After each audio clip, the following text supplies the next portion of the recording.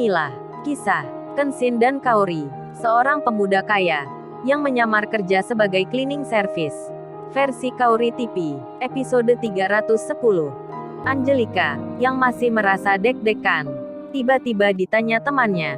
Untuk kedua kalinya, "Hei Angel, cowok barumu ini, namanya siapa ya? Aku sapa sekalian, kan mumpung aku di sini." Angelica menjawabnya, Vina, itu bukan cowokku Vina. Tapi sekedar kenal aja." Vina temannya menjawab, "Masa si Angel bukan cowok lu? Kok sekedar kenal aja, tapi lu pinjemin mobilmu? Aneh juga nih lu." Lalu temannya bertanya lagi, "Terus namanya siapa ya, kalau boleh tahu?" Angelica menjawabnya, "Oh itu Vina, namanya Kenshin." Di saat yang demikian, Angelica kebetulan pula, ia membaca surat mobilnya Kenshin yang ada di mejanya. Angelica membaca nama lengkapnya, dan juga tanggal lahirnya, dan tentu saja alamat rumah.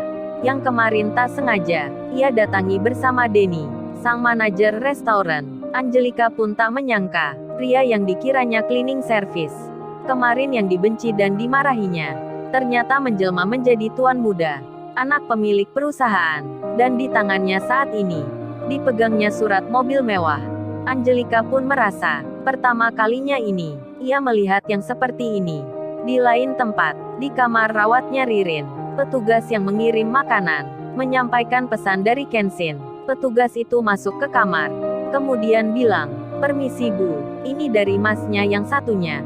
Masnya tadi bicara, masih ada keperluan di luar."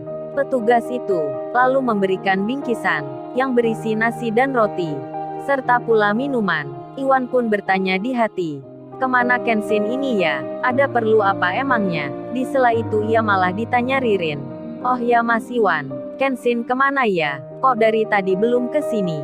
Iwan rada bingung menjawabnya, karena ia sendiri pun juga bertanya.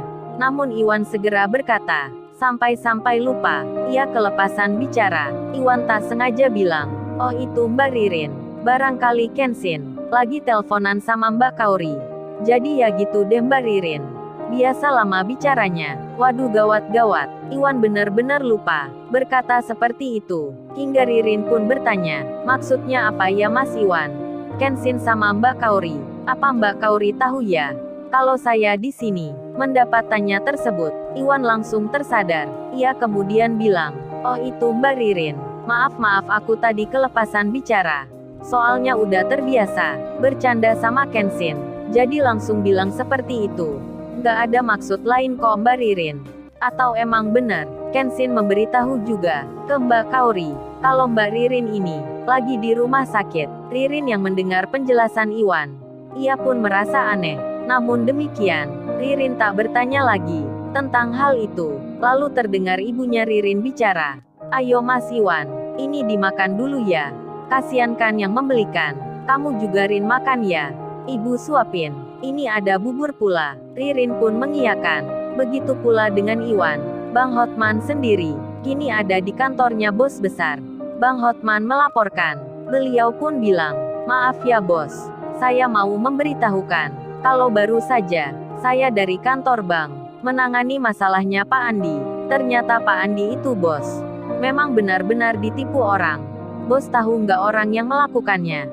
Bos besar pun bertanya, "Siapa itu Hotman?" Bang Hotman pun menjawabnya, "Itu bos, dia seorang pengusaha yang suka main belakang. Pekerjaannya kotor dan culas, menawarkan kerjasama, namun nyatanya banyak yang ditipu. Itu dia Pak Kyoto, pengusaha asal Jepang, yang suka pakai kaki tangan. Apa baiknya kita laporkan saja bos?" Bos besar pun menjawab, "Jangan dulu Hotman, kan masalah Pak Andi, pihak bank sudah tahu. Berarti temannya Pak Andi jadi kaki tangan pengusaha tersebut.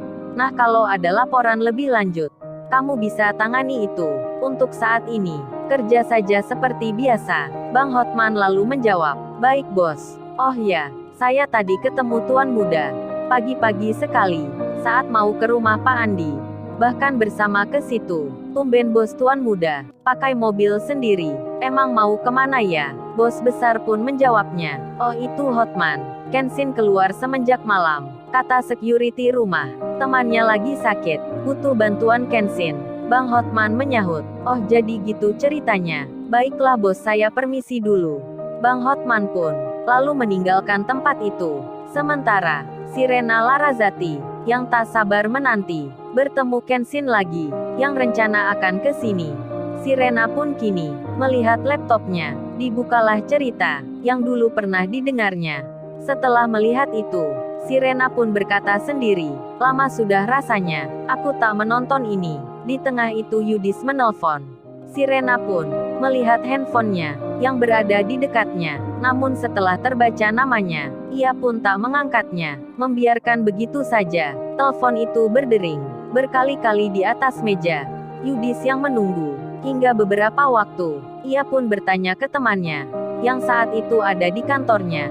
Yudis berkata, emang ada apa ya Rena tadi WA? Tanya golongan darah gua. Pasti dia disuruh mamanya atau ayahnya. Rena kok tahu gitu? Dia juga gak marah lagi. Pasti yakin nih, Rena kangen gue. Temannya pun menyahut, iya benar itu Yud. Kan Rena itu memang cewek lu. Aku yakin cowok kemarin itu gak ada di hatinya Rena. Ngapain lu kemarin cemburu? Yudis menjawab, gue nggak cemburu bro. Cuman marah ngeliat dia dekat Rena. Kalau gue nggak kayak gitu, Rena entar mengira gue nggak sayang sama dia. Masa laki-laki nggak marah? Ceweknya didekati cowok lain. Waduh, Yudis bisa aja alasannya. Kemudian temannya bertanya, terus rencana kamu ke cowok itu gimana Yud? Apa jadi kita bikin malu dia? Lu harus perhitungkan juga Yud. Dia anak pengusaha, orang tuanya kaya pula. Yudis menyahut, halah masalah gitu aja dipikirkan. Emangnya gue ini, apa bukan pengusaha? Orang tuaku pun banyak pula perusahaannya. Mengenai masalah itu, entar kita pikirkan perkembangannya. Kalau dia dekati Rena lagi, ya aku bikin perhitungan. Lu nggak usah khawatirkan. Status yang seperti itu, kerjanya aja cleaning service.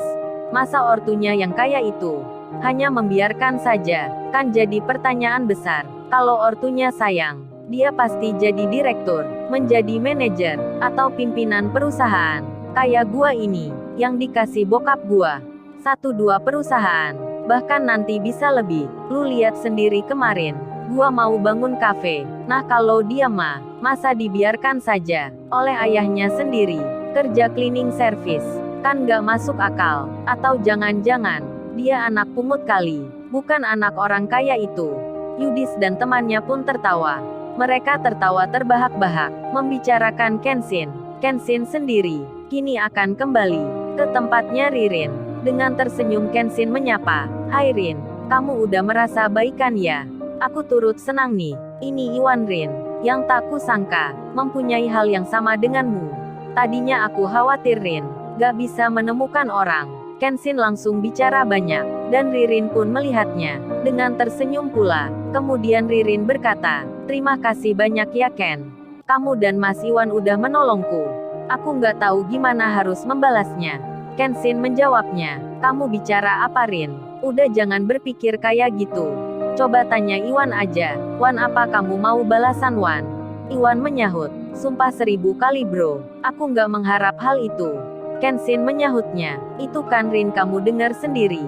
Jadi kita emang suka membantu kamu, ataupun orang lain, tanpa mengharap pamrih, ataupun mengharap balasan. Ririn pun mendengarnya, ia pun tersenyum, wajahnya nampak senang. Kemudian ia bicara, Ririn bertanya, oh ya Ken, Mbak Kaori kok nggak diajak sekalian masuk ke sini ya, kan kasihan kalau di luar. Kenshin terkejut mendengar pertanyaan itu.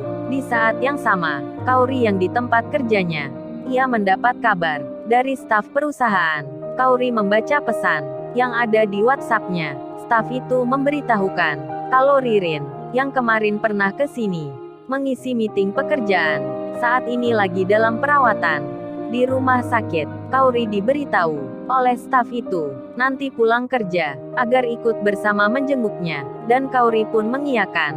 Selepas pulang kerja ini, ia akan menjenguk Ririn di rumah sakit tersebut. Dan sampai saat itu, Kaori belum mengetahui, ia pun belum tersadar akan Kenshin yang bertanya sebelumnya ada hubungannya dengan Ririn. Waktu pun berjalan, jam kerja telah berakhir, sore hari pun sudah datang. Kaori kini bersiap bersama temannya akan berangkat ke tempatnya Ririn. Mungkinkah mereka bertemu dengan tepat waktu? Lalu, bagaimana kisah selanjutnya. Subscribe channel ini untuk episode berikutnya. Terima kasih.